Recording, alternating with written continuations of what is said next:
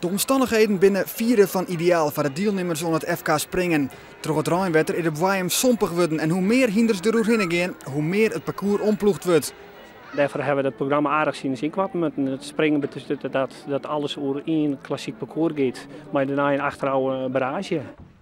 Voor de deelnemers betekent dat een oren wedstrijdspanning. Mariette Hoekstra is een van de favorieten. Ze waart al 2 keer indoor kampioen, maar boeten slag het haar nog net om de Frieske titel te pakken. Hoekstra weet ook dat het door de omstandigheden niet in 1 keer goed gaan moet. Ja, het is niet zo dat anders dan kon je even rustig inkomen of kon je jezelf in de tweede ronde nog heel erg verbeteren. En nu moet je echt inderdaad in 1 keer alles laten zien. Je hebt niet nog een kans. Dat het kampioenschap op 1 dag houden wordt, komt van gewoon mensen echt goed uit. Hester Klompmaker hield ek als favoriet, maar moest in eerste instantie afsissen. Want ze die toonsje ek mooi onder het Nederlands kampioenschap voor jonge hinders. Dat zou het tegelijk wezen maar de kwalificatie voor het FK. Maar nu de kwalificaties krost is, kan Klompmaker er toch bij wezen en gaat ze voor de titel. Ja, het is maar krek, het moet al even lukken en de kans is er. Maar ja, iedereen heeft lekker volle kansen. En vooral met springen is een hele eerlijke sport. En ja, een balkje valt samen en dan ben ik samen weer voort. En dan de wedstrijd. We beginnen met Arne de Vries van Broeksterwoud. Hij had de beschikking over een heel goed hinder met de naam Wendy.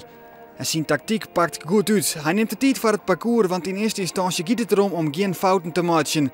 En als er uiteindelijk meerdere combinaties flaterleers rieden, dan volgt een barrage en dan is echt de tijd van belang. En de Vries docht het goed. Hij is de eerste zonder strafpunten.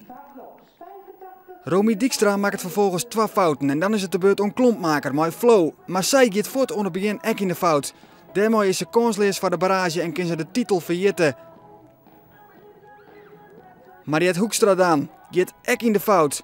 Het hinder un peu d'amour tikt een balkon, ze shot nog even achterom, maar weet dan dat de titel net meer helder is. Joukje van der Meer is dan de laatste die het Arne de Vries van de titel aanhouden kan.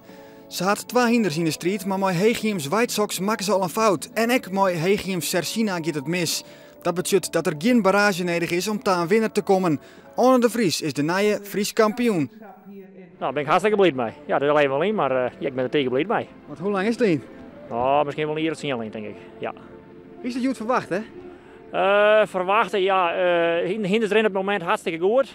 Maar het is altijd even een afwaartje. Kans hebben we wel. Maar ja, foutjes gauw maken.